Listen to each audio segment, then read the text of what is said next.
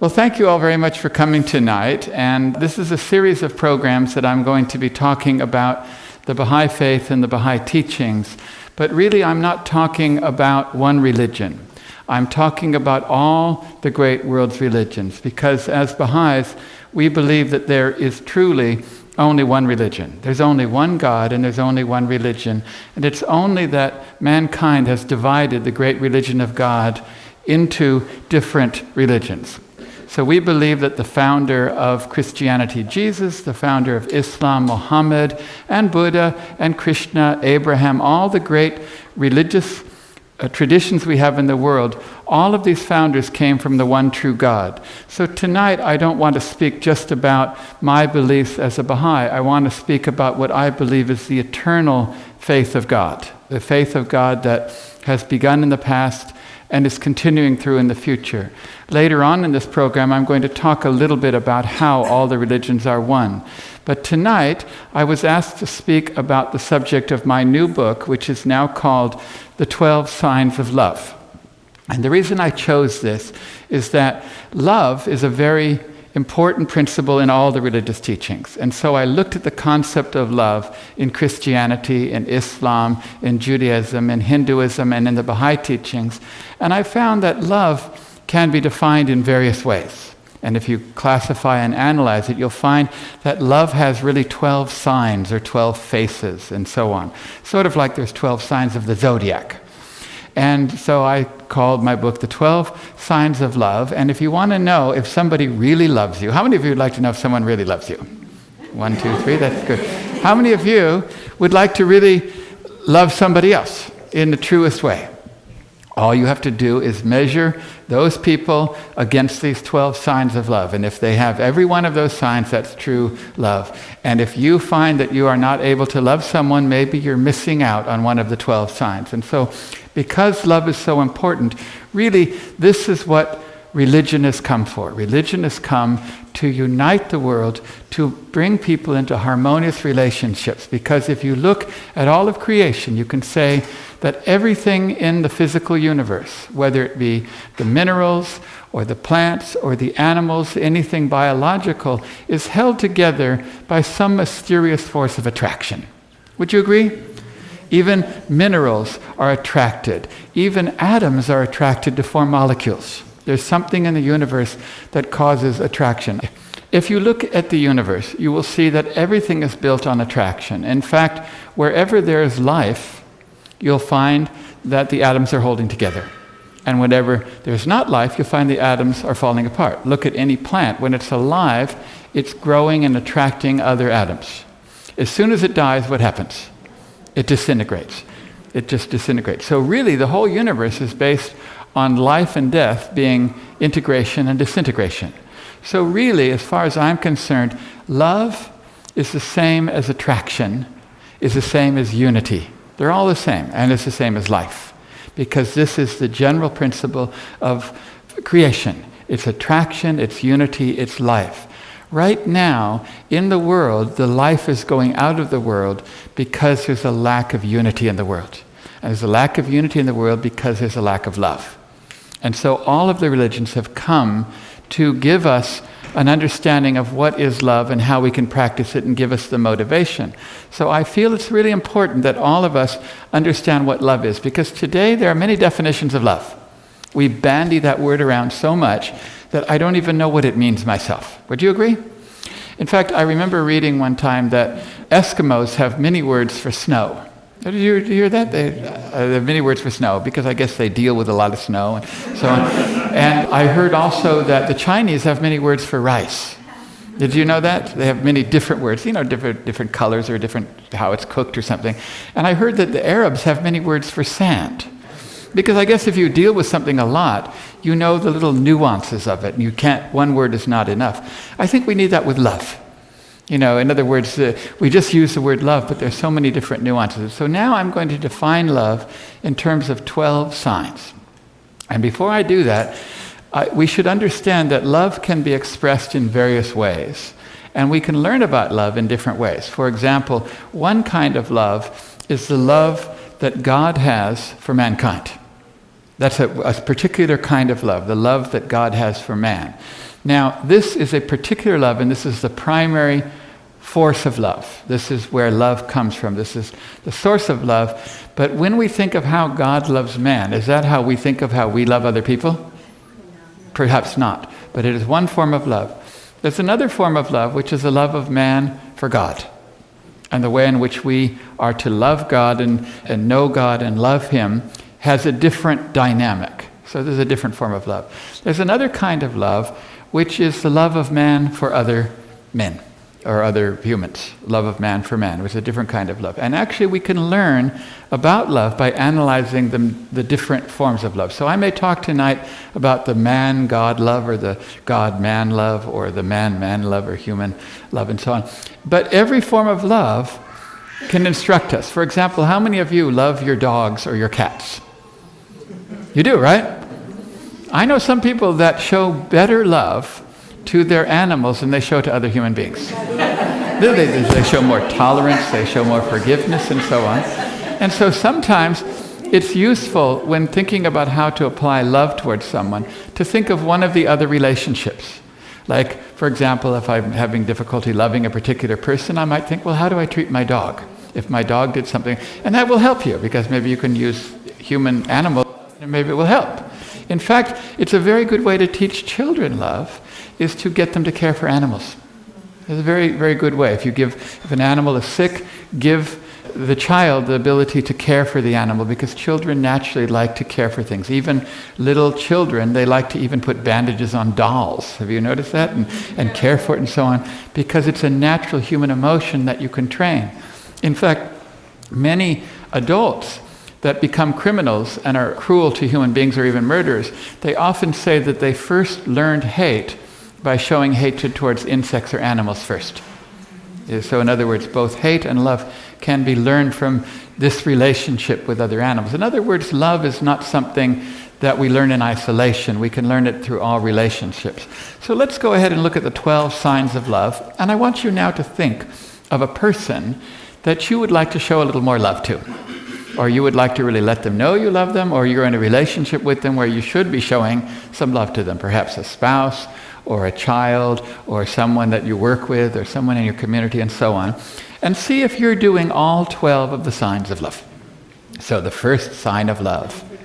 If you want to take notes, you can write them down. We're going to have 12. The first sign of love is praise. The first sign of love is praise. Now this comes from the basic relationship of man to God, that man praises God. We praise God. All the religions, their prayers, their scriptures are in praise of God. You cannot love someone if you're not able to praise them. Now, how many of you like to be praised? How many of you enjoy it? Isn't that right? It's an amazing gift to someone. It's more valuable than anything you can give them at Christmas that's material, or on the birthday that's material. You can praise someone. In fact, recently I was talking to a person, and he was telling me a story of something that happened some 10 or 15 years ago. And he says, I was doing this particular work and nobody liked me or something like this. And some guy came in and said, I really think you're doing a good job. He said, and he told me the story. And it was about 12 or 15 years earlier. And he still remembered it. He still remembered it because he felt very inadequate. And then someone came up and said, you're doing a good job. Now, probably he wasn't doing a good job. No, I don't know. I have no idea. All I know is that he remembered it.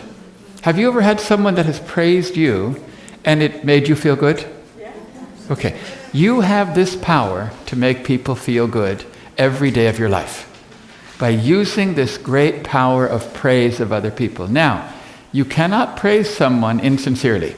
You can't say, oh, you're very nice, like with a look in your eye that's not sincere. Do you know how people do that? Have you ever had someone that praised you, but you knew it wasn't sincere? No, it has to be true praise. How can you truly praise someone? You're going to have to get to know them well enough to find something to praise. But praise is the first sign of love. If you cannot praise your spouse, if you cannot praise your children, if you cannot praise your workmates, your classmates, your teacher, if you're not able to praise them, then you are missing one of the signs of love and you're not going to be able to love them. And once you get in the habit of praising people, you're going to find it brings you great joy. because you're going to see their face light up. They're just going to light up and, oh, thank you so much. And there's so many different aspects of a person you can praise. If they're intelligent, you can praise their intelligence.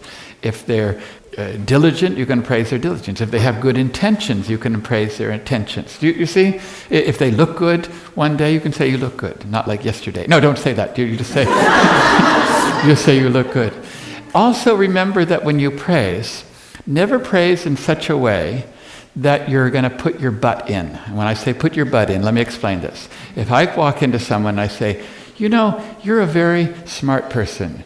You're very intelligent, you're very diligent, and you really have the good intentions, and you can feel my butt coming. Do you understand what I mean by my butt? You can feel my butt coming. Because all I'm doing is I'm buttering you up so that I can put my butt in. Okay? Never do that. When you praise, do not praise to precede a butt. Just withhold from that. You just remember that. So always praise unconditionally, not to precede some bad thing that you want to say about them. Praise is the first sign of love. The second sign of love is gratitude. Gratitude. That you have to learn to express gratitude to every person you meet for some reason. Okay, you have to be grateful. Now this also comes from the relationship of man to God. If we can learn to love God, it's easy to learn to love other people because we learn the principles of love with God. Now, how many of you are grateful to God? Yeah? Yeah, I see you all raising your hand.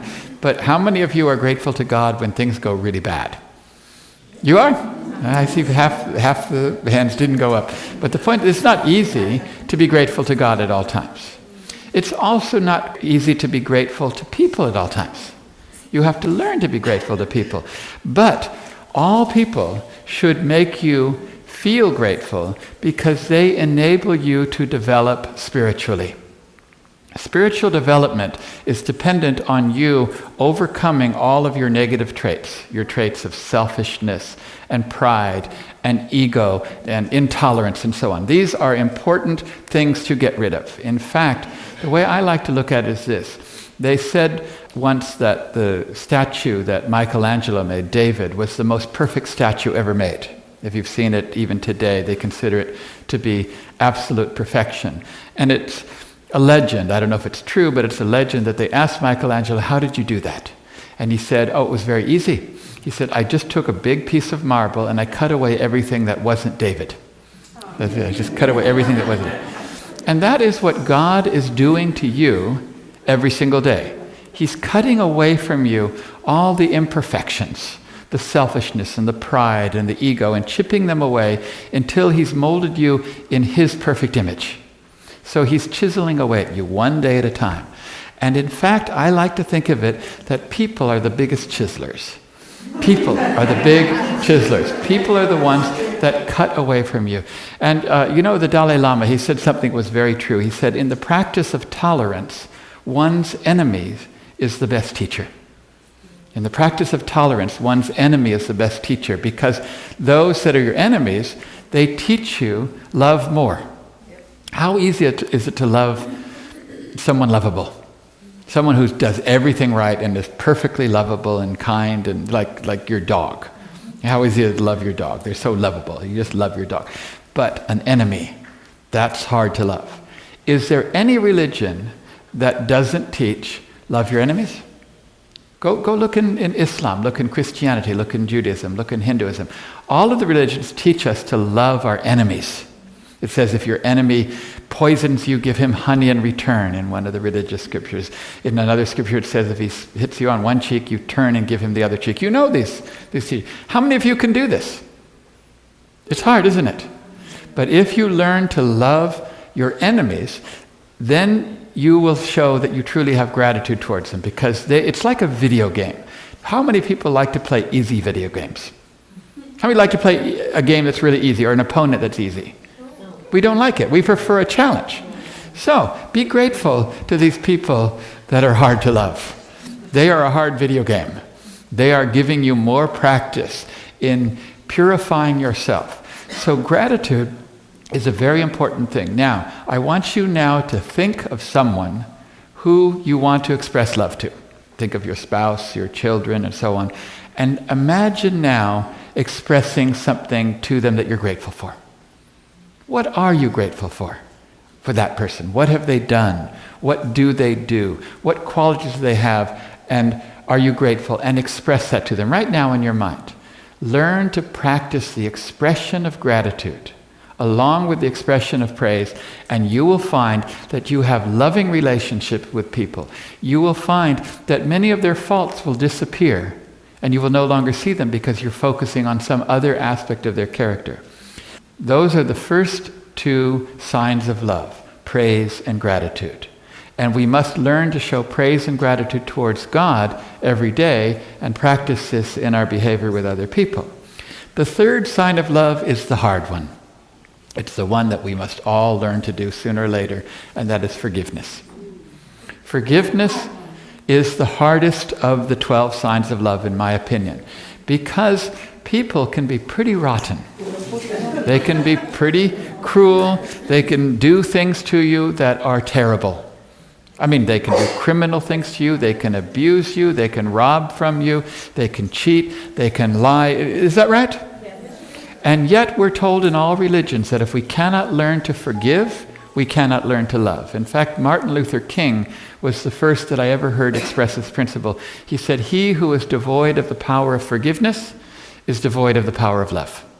And this is interesting, coming from someone who comes from a tradition, a background of oppression for some 400 or 500 years, and yet he understood the principle that if you cannot learn to forgive, you can never learn to love. And guess what? You're going to have to forgive everybody sooner or later, because nobody is perfect. So we'll do a count here in this room. How many of you are perfect in this room? Can I see? Is anyone perfect? Okay. So is that true that anyone that you're going to have to love is also not perfect? Okay. Therefore, sooner or later, you're going to have to forgive that person. In order to love a person, you're going to have to forgive them. And forgiveness is the surest way for you to free yourself, because forgiveness has absolutely nothing to do with letting the other person off the hook. Forgiveness frees you. Forgiveness, who cares about the other person? So they've got a fault. But when you forgive them, and unconditionally, none of this forgiveness like, oh, I want to tell you all the bad things you did to me, and I want you to nod and admit it and acknowledge it and apologize, then I forgive you. That's not forgiveness.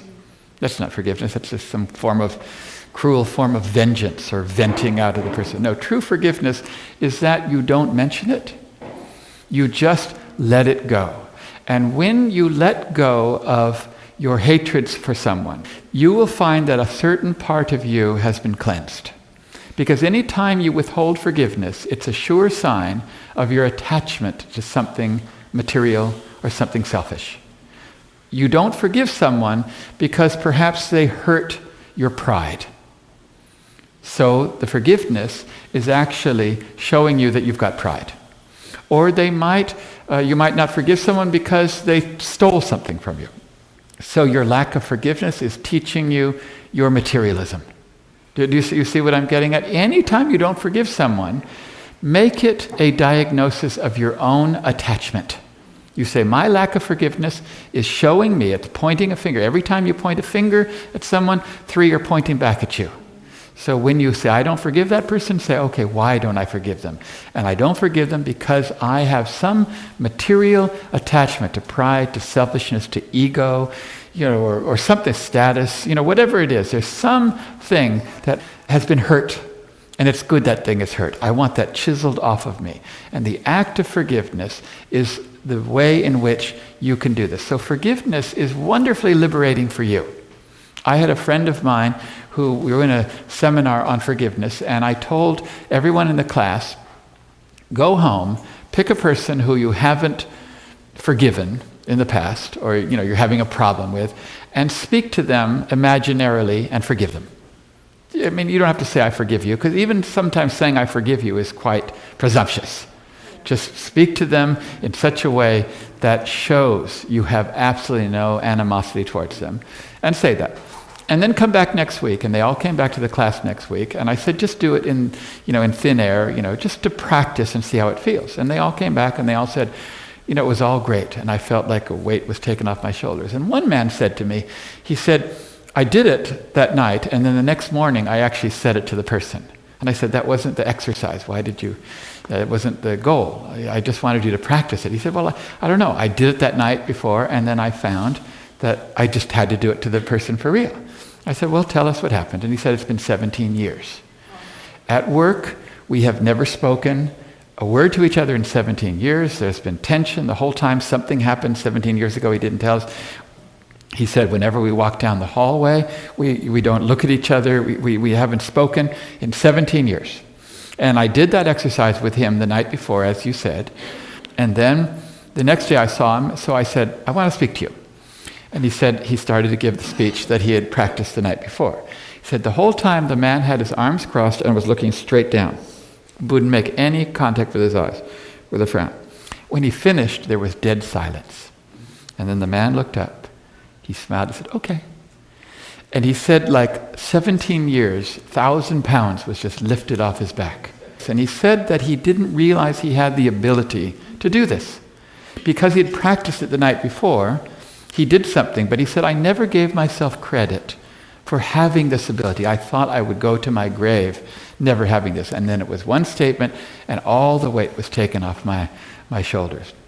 I have read books of people that have learned forgiveness against those that have murdered their children and they've been abused. In other words, people that have really a difficult time, you would think, of forgiving. And even they have said that it has been overwhelmingly, tremendously liberating. So forgiveness is the third sign of love. Who can tell me the first three signs of love? They are praise, gratitude, forgiveness. The fourth sign of love is acceptance. Acceptance. Now, acceptance is a very big sign of love because, first of all, we need to accept people and allow them to be what they want to be. We need to accept people in such a way that we allow them to be who they want to be, what they want to be. This is one of the hardest forms of love that a parent has to show towards their children. It's difficult for a parent to show them towards their children. In other words, they have a kind of conditional love that if the child is exactly how they want them to be, then they love them. But if the child is not the way they want to be, they don't love them. So that is not true love, that's conditional love. Would you agree? Acceptance is allowing people what they want to be. Tolerance of a person is the essential quality of love. There's a statement in the Baha'i writings that talks about love for God, and it says, for everything there is a sign.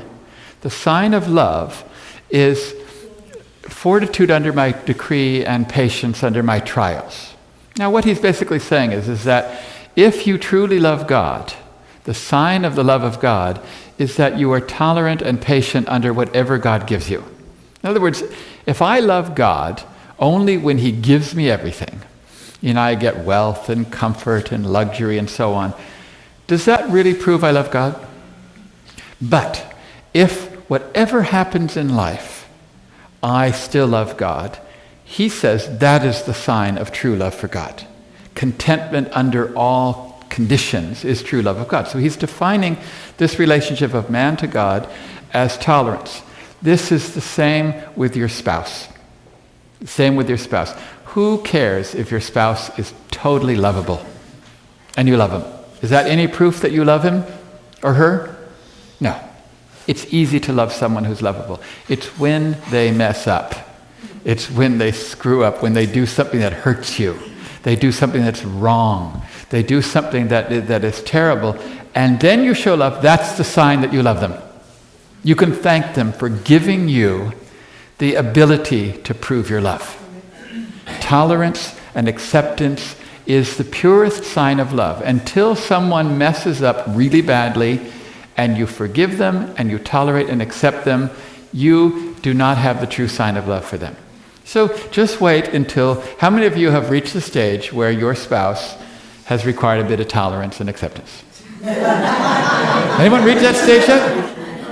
It can be a shock, isn't that right? Because maybe for a while you think you're going to go through life and you married the most perfect person in the world and they're always going to be perfect, you're never going to do a wrong thing. And then it happens, right? It happens and you get shocked.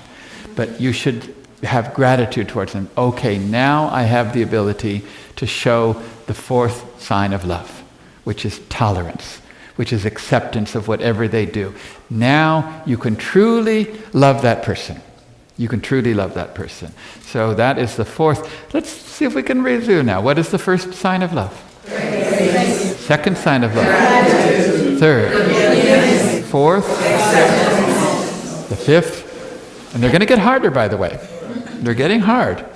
The fifth is to overlook their faults. To overlook their faults. To not look at their faults. It's a very important principle.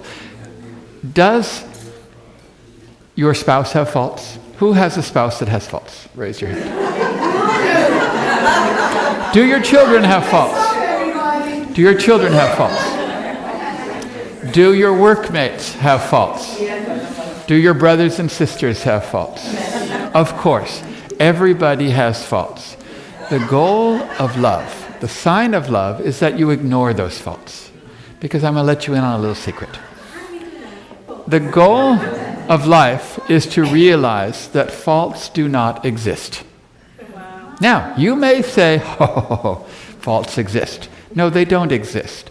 Faults are just the absence of good qualities. Look in the world and you'll see that there are not two positive forces of anything. There's a force and then there's a relative presence or lack of it. For example, in this room there's light. Now there could be darkness in this room, but darkness is actually not a positive force. Darkness is the absence of light. If you went into a dark room, someone would say, turn on the lights. No one would ever say, turn off the darkness. Because you can't turn darkness on and off. Darkness actually doesn't exist. It's just the lack of light. And so a fault of a person is just the dark part of them. The fault is the dark part of them. This brings us to the primary principle of, what are we up to? Praise, gratitude, forgiveness, acceptance, overlooking faults, which is the fifth. The sixth is to see good in all people. To overlook the faults and to see good. Now, seeing the good in someone is related to not seeing their faults. I want to ask you, how many of you can see God? Who can see God? Close your eyes and take a look at God. Who sees God? What did you see? Anyone see God? You see a man with a beard. I don't know what you saw. Okay. I'm going to give you a new way of thinking of God. Even if you don't believe in God. A lot of people don't believe in God. In fact, atheism is increasing today. I'm going to define God in a completely new way. I want you to think of good qualities of human beings. Think of a good quality such as forgiveness, or compassion, or friendliness, or joy, or courtesy, or kindness, or generosity. Those are good qualities, is that right? Now, anytime you see a good quality, say that's God. If you see generosity in a person, say that's God. Generosity is God. Or kindness is God. In other words, I'm going to redefine God now. For all time, God is no longer some creature or being. God is a bundle of attributes. Because you know anything or anybody by its attributes. You can't completely know God anyway. He's unknowable. But we can know God's attributes. So, anytime you see kindness, you say to yourself, I'm seeing God. There's kindness, I just saw God. A little bit of God in that person. Or there's generosity in that person. I just saw God. In this way, every person you meet is an unopened letter from God. As long as you can find a good quality in them. If you can't find a good quality in them, you don't find any God in them. Now, it says in all the religious scriptures that man has been created in God's image. You know this, right? Man's been created in God's image. You say, well, what are you talking about? Do we look like God or something like that? Or everybody looks different. What does God look like then? No. We're created in God's image because human beings have the capacity to reflect the good qualities of God. So anytime you see a person, if you look for a good quality in them, you're going to find God. Now, it's much easier to love that person if you see God in them. Because if I look at you right now and I see courtesy, then I say, that's a quality of God. Now I'm seeing God. I love him more because I'm loving God. And it's pretty hard to hate a person if you see God in them. So we learn to see God in every person. Now, the more you look for a good quality in a person, the more you find it. In fact, in our religious scriptures, it said, regard man as a mine. Regard man as a mine, rich in gems. Every one of you and everybody you meet is actually a mine. Now, think about a mine, a gold mine or a diamond mine or somewhere you mine. How hard is it to get the gold or the diamonds out of the mine?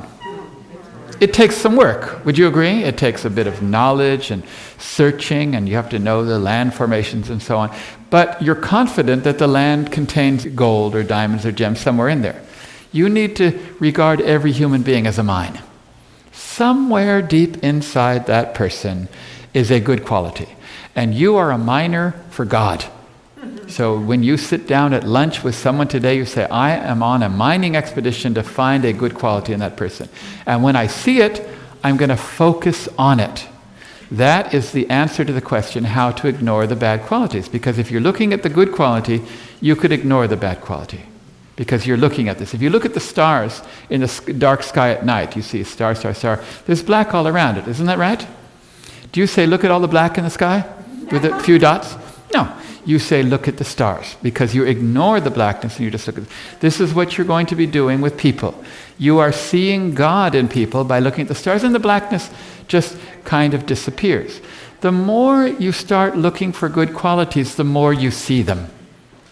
The more you see them. How many of you have ever bought a new car, or maybe just gone shopping for a new car, went to the car dealer for 10 or 15 minutes and you looked at the model of the car? Or maybe your friend bought a new car that you'd never seen. And then when you're driving on the road, you see that make and model car going past you all the time. Has that ever happened to you? Yeah. And before that, you never noticed that. You just spent 5, 10, 15 minutes looking at a new model of car, and now it passes you. And you say to yourself, that car must have been going past me before, and I never noticed it. Now I focus on it, I see it going past me. And this is what's happening with us. God is going past us every day. We're not focusing on his qualities, so we're not seeing them. And they're just going past us on the highway of life. But if we learn to focus on it, we will see it going past. So the answer to the question, how do you not see the bad qualities, is to try and look at the good qualities. There's a story of Jesus in which he was walking along the road with his disciples, and they came across a dead dog. And the dog was completely disintegrating.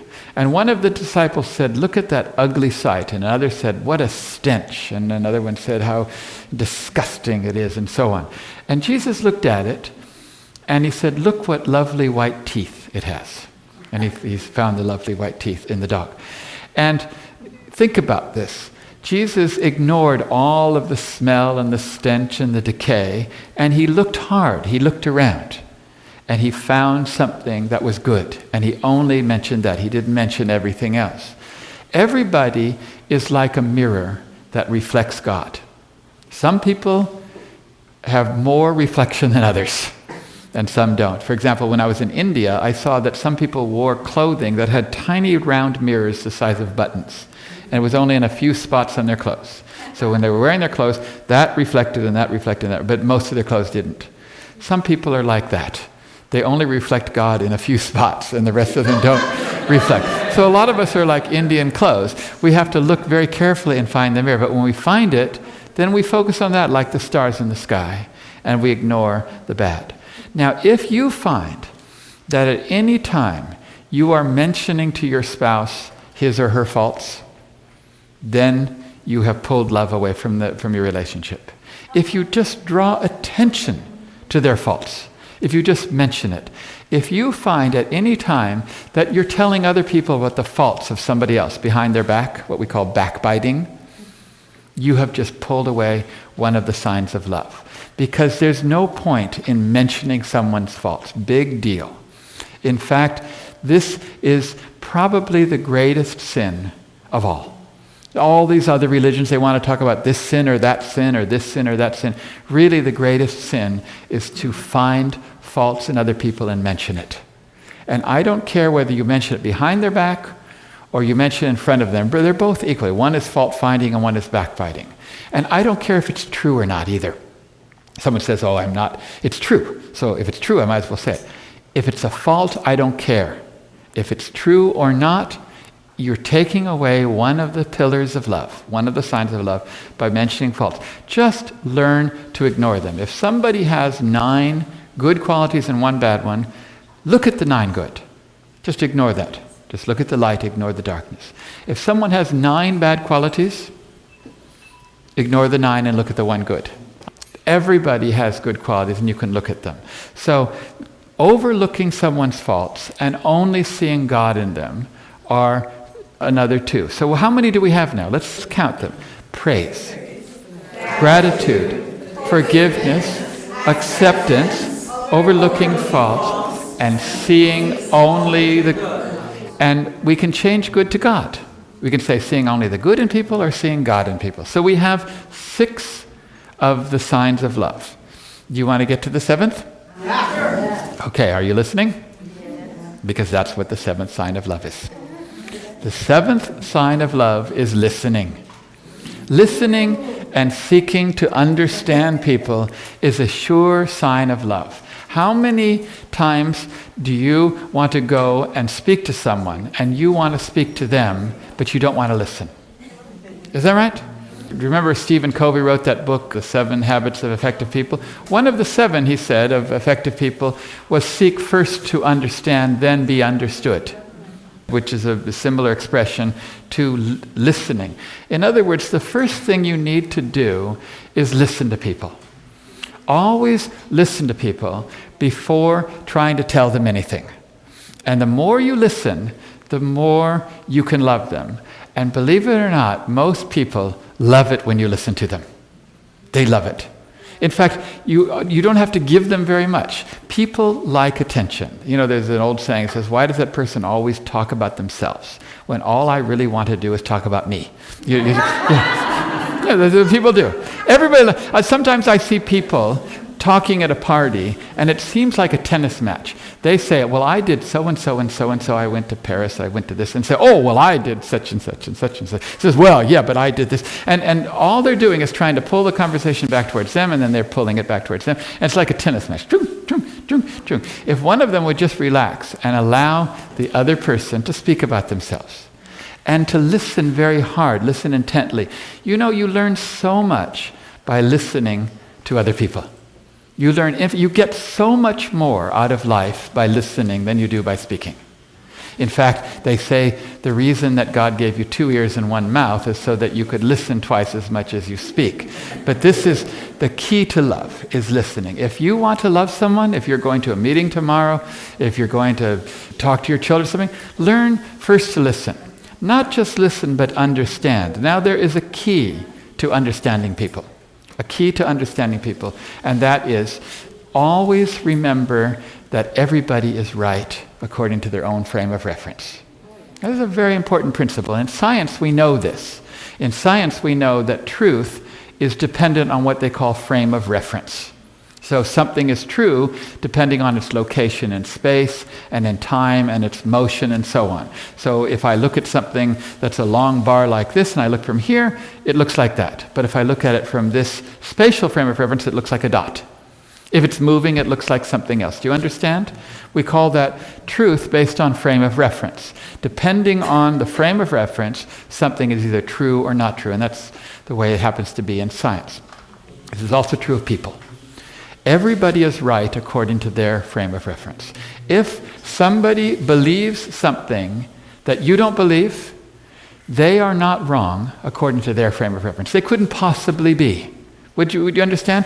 Something has caused them to come to that belief. Now, it also logically follows you cannot change someone's opinion, but you can change their frame of reference, and their opinion will automatically change.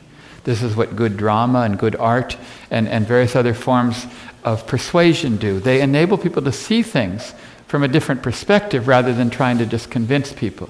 You know the old saying, walk a mile, before you criticize someone, walk a mile in their shoes. And then there's the other saying that then when you do criticize them, you're a mile away from them and you've got their shoes. So,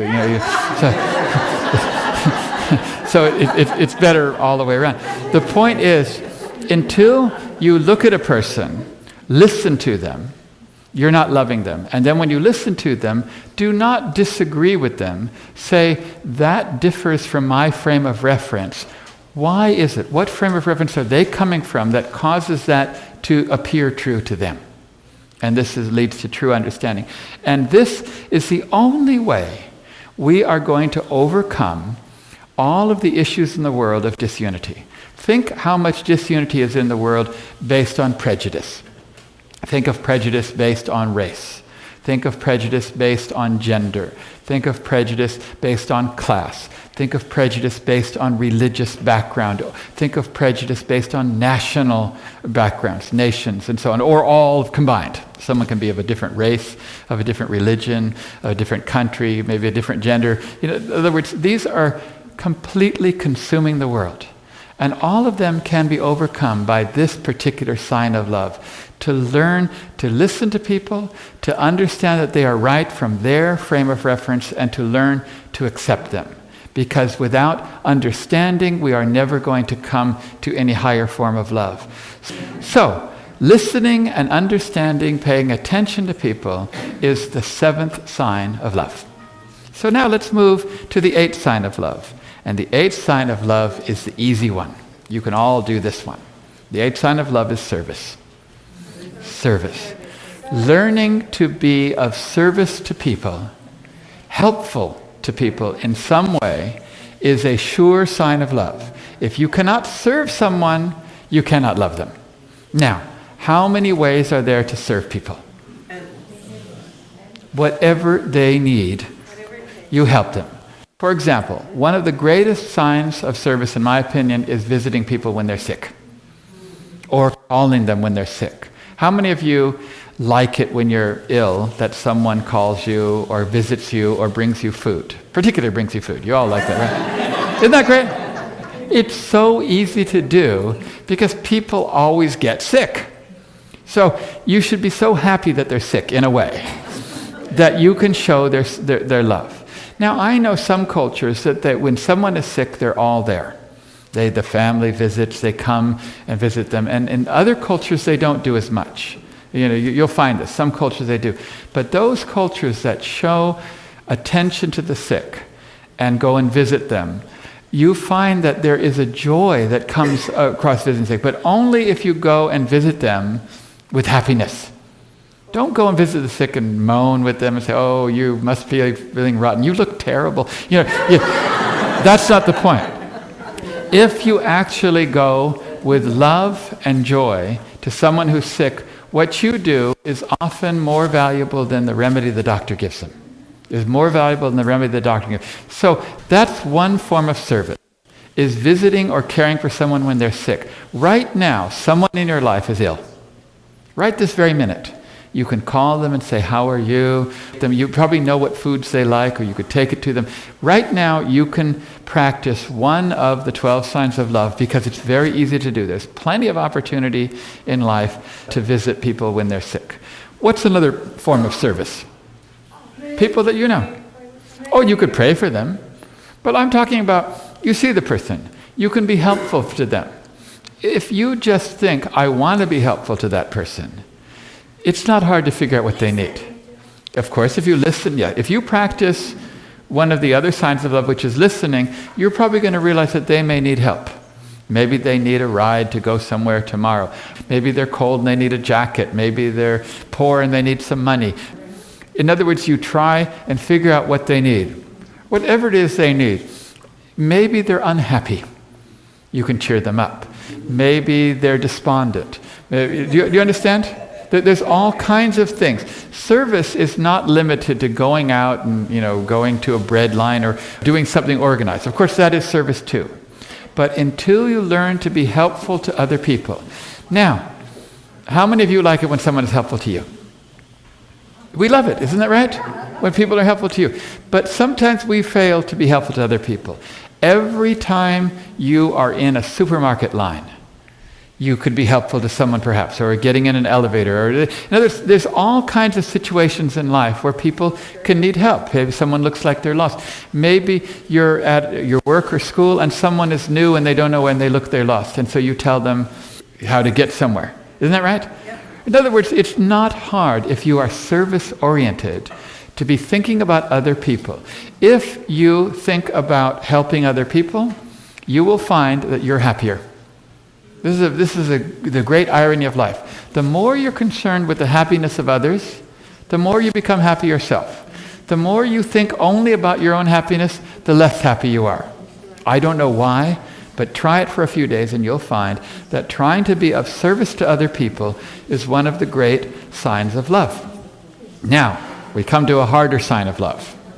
We're going to come to now the 9th sign of love. And the 9th sign of love is the ability to receive love. The ability to receive love. You know, there are some people that do not have the ability to be loved. As long as you don't have the ability to be loved, you're missing one of the 12 signs of love. Do you know that there's an illness now, a certain form of autism, in which children are unable to receive love? Have you ever tried to love those kind of children? It's very, very heartbreaking, isn't it, that children are unable to receive love. But there's also adults and people that don't have any illness, and they cannot be loved. You try to love them, and they cannot. So here's the point. The ability to receive love is the only way in which you can give love. If you cannot receive love, you cannot give it. Now, you may think this is a mystery, but I'll read you a statement from religious scriptures. God speaks to man, and he says, "Love me, that I may love thee. If thou lovest me not, my love can in no wise reach thee." Now, you may think, is this God being spiteful? Like, if you don't love me, I won't love you? No. I think there's a principle of love, and that love flows in a circuit. It flows in a circuit. And we learn this from the world. If you look at the way in which electromagnetism works, you'll find that it flows in a circuit. For example, electricity only flows out when it flows in. Did you know that? In fact, we didn't know this for thousands and thousands of years. We thought electricity was some curiosity. And then finally, by accident, it was discovered that if electricity flows in, suddenly it goes out. You can prove this yourself. Go up to an electrical wire that's exposed and jump onto it, grab it, and hang on to it. Okay. Now, there's thousands and thousands of volts, and you know what? You won't die. You know why? Because no electricity will go into you as you're holding it. But if you touch the ground and let electricity go out, then electricity will go in you. And don't do that. I mean, it's a test. It'll prove this principle, but you'll die. The point is that until electricity flows out, that's why if you look at any electrical plug, it has two. It has one that comes in and one goes out. Now, if electricity starts to go out, then it comes in. This is true. If you let the love of God into you, then it will come out. You do not have to be a generator of love. All you are is a circuit of love. It flows into you, it flows out. If you can receive love, you can give love. So you must learn to receive love. Now, some people, particularly men, for example, tough men, they don't like to receive love. Maybe they're uncomfortable with it or something like that. But we have to learn to take love, accept it, receive it. To receive it with gratitude, to receive it with praise, to receive it with joy. And if you can learn to receive love, then you can learn to give it. So that is the 9th sign of love. The next sign of love is that the love must be completely unconditional. The love must be complete. In other words, you love people for no reason that is selfish. In fact, I'm going to say it's selfless love. Now, the way to define selfless love is to think of love that's not selfless, and I want to define what I call selfish love as the love of the butcher for the lamb. I want you to think about love of the butcher for the lamb. If the lamb thinks about the butcher, he says, that butcher really loves me. He feeds me. He takes care of me. He protects me from the wolves. Would you agree that from the lamb's point of view, the butcher loves him? Would you agree? Yes. But does the butcher really love the lamb unconditionally? Or he does love the lamb, but why does he love the lamb? To make food and money and to kill him. That is selfish, conditional love. Now, how many people do you know in life who have expressed towards you butcher lamb love? Have you ever had some butcher lamb love in your life? Sometimes people, they love you, but if you think about it, the reason they love you is for some selfish reason according to their own needs. True love is love that you love someone unconditionally. There's nothing in it for you. You love them purely for the sake of God and not for yourself. It doesn't mean that they may not do something good for you, but that's not the reason you love them. And if they didn't do that thing, you would still love them. This is true, unconditional love.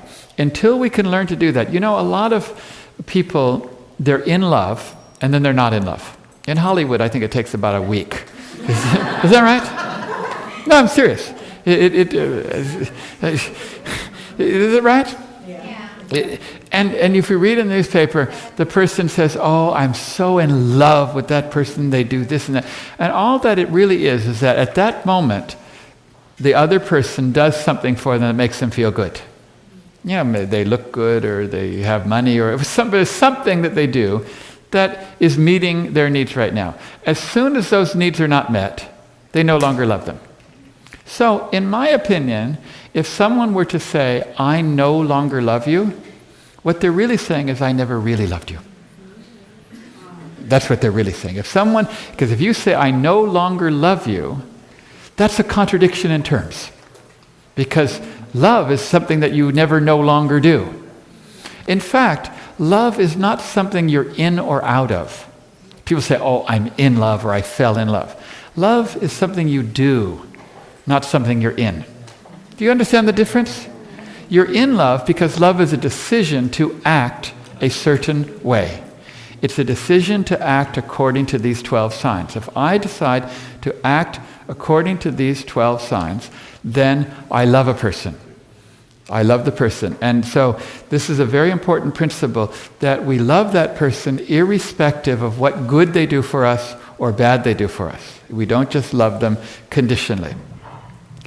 Okay, so now we want to come to the 11th. The 11th is the easiest. I told you service was one of the easiest. 11th is the easiest. In fact, 11 is so easy that you may not even think it's a sign of love. But in my opinion, it's the number one sign of love. It's happiness. Happiness is the surest sign of love, but a particular kind of happiness. This is a kind of happiness that means that I radiate it to other people, that I show it by smiling at another person. So let's first of all practice the most powerful sign of love. Everyone give me the biggest smile they can give me. That's a good smile, that's good. That's not good enough. Okay, that's better. That's pretty good. Now that's fantastic. Whoa, nice white teeth. Okay, now turn to your neighbors on your left and right and give them a ray of love with a smile. Look at that. Okay. Now, you may be surprised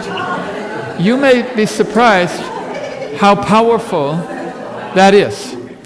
What I call that is not just joy. I call it joy and radiance.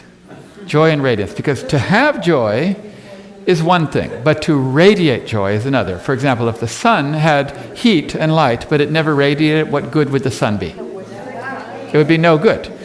It's the fact that the sun radiates its heat and light that causes it. It's the same with you. I don't care if you're happy inside. Of course, being content and happy is the key to the religious life. To being happy at all times, under all conditions, is the key. But what is the point of being happy if you don't radiate it? Now, the reason I say this is the easiest is that you can practice this every single time you meet a person, if you smile at a person. All you have to do tomorrow morning when you go to work or you go to school or you see the family is to smile at that person when you first see them. Just try it once. Believe me, you will find that it is the surest form of expression.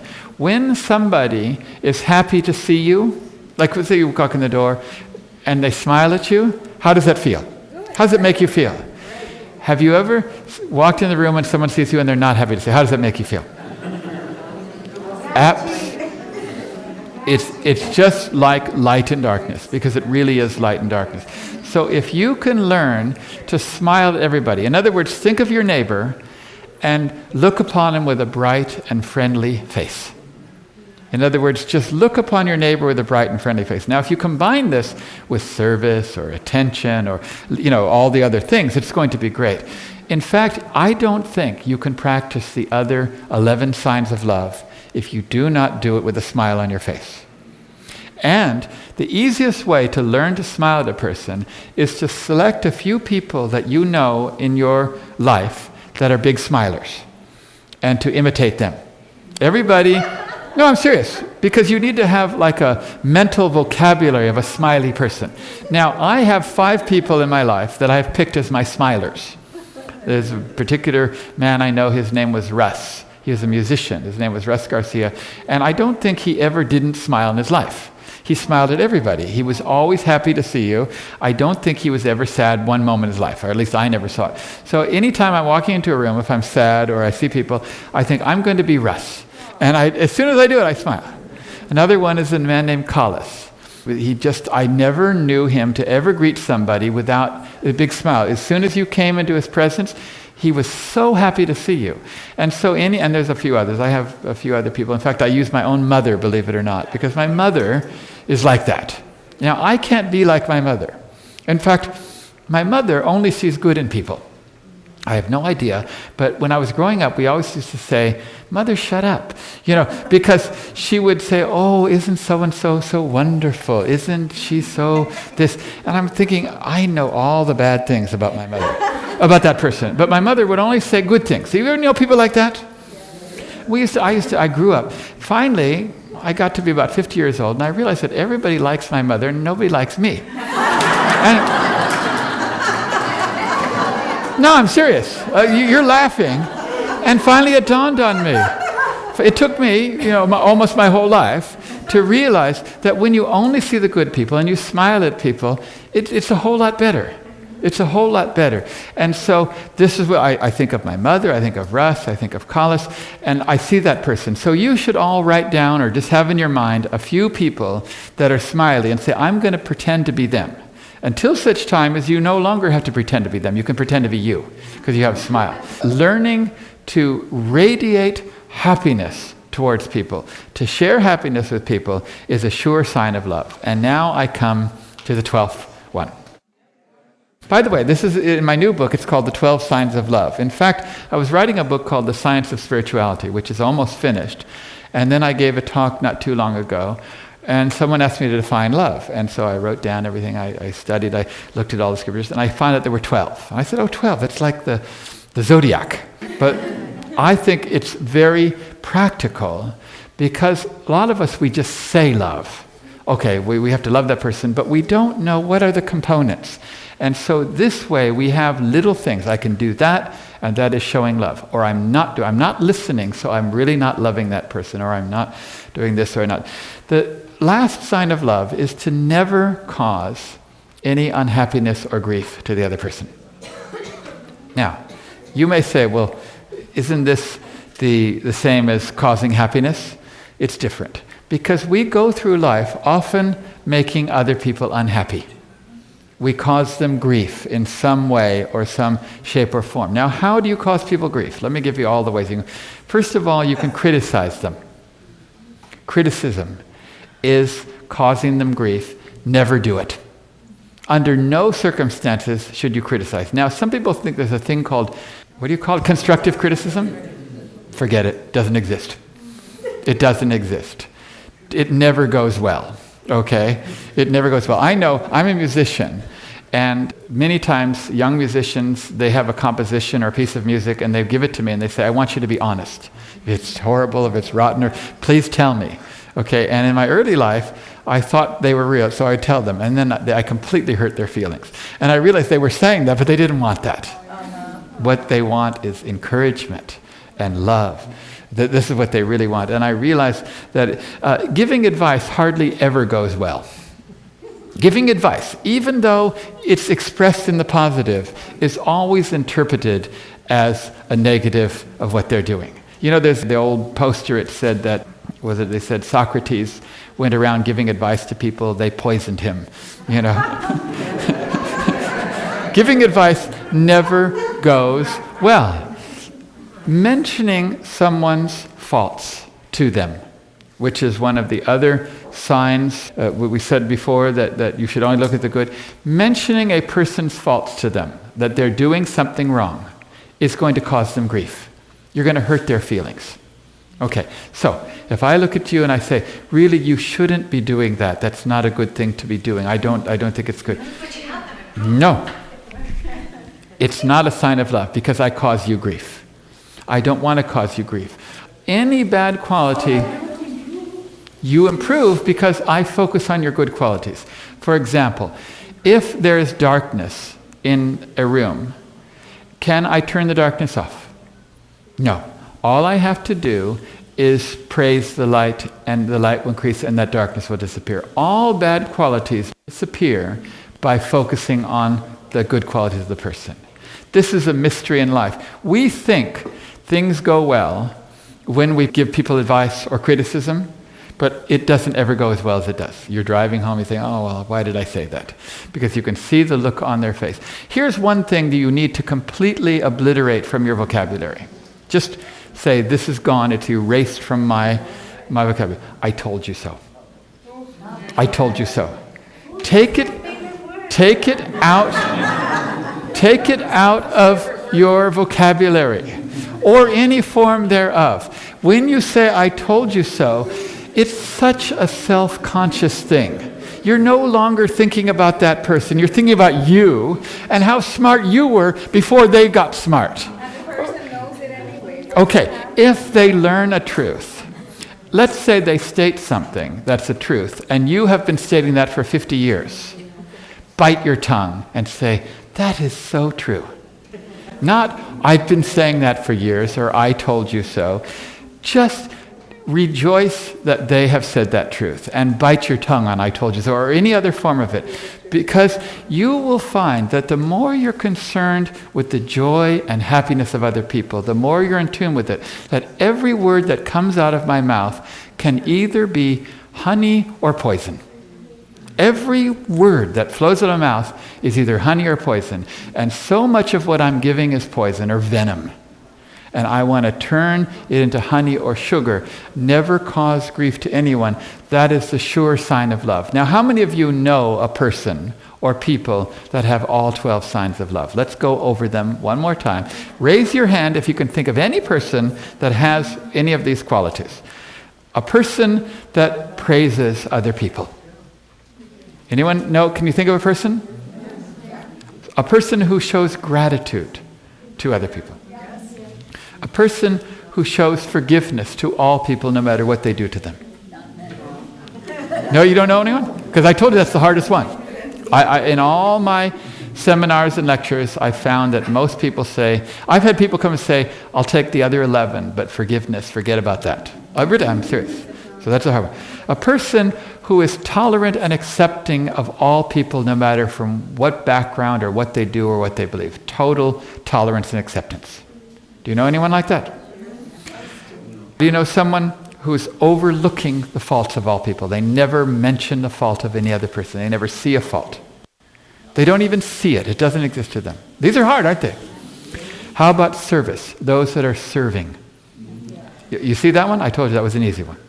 How about people that are able to receive love? How about people that love unconditionally? They don't have butcher lamb love. They just love, for your sake, not for them. How about people that see God or good in other people? How about people that are always joyful and radiant and always smiling? How about people that never cause grief to other people, never hurt other people's feelings? Do you know anyone like that? I'll tell you someone like that. You. You have the ability to do all of these things because every one of these qualities that I said are attributes of God. And you have the ability to reflect these attributes. All you have to do is practice them. And you will find that naturally you're like that. In other words, have any of you ever put on a Halloween costume, like say a policeman's uniform, and immediately you act like a policeman? Have you noticed that? Or you put on, like whatever you put on, you just act like that? Because you naturally have that ability. We have the ability to be things that we don't realize. Well, when you try to do something that is in your true nature, it's easier than anything. These things are in your true nature.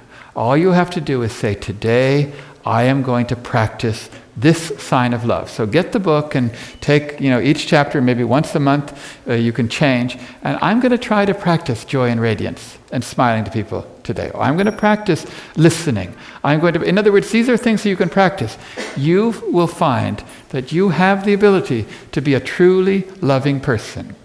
Now, all of the religions, Christianity, Islam, Judaism, the Baha'i faith, Hinduism, all of them have come to teach us the science and the art of love. And so that's why I decided to focus on it in this lecture. In other lectures in this program, we're going to talk about many other aspects, the harmony of science and religion, the oneness of religion, and many other teachings. But I hope tonight that this is an interesting discussion for us all to learn how to be more loving. Thank you all very much.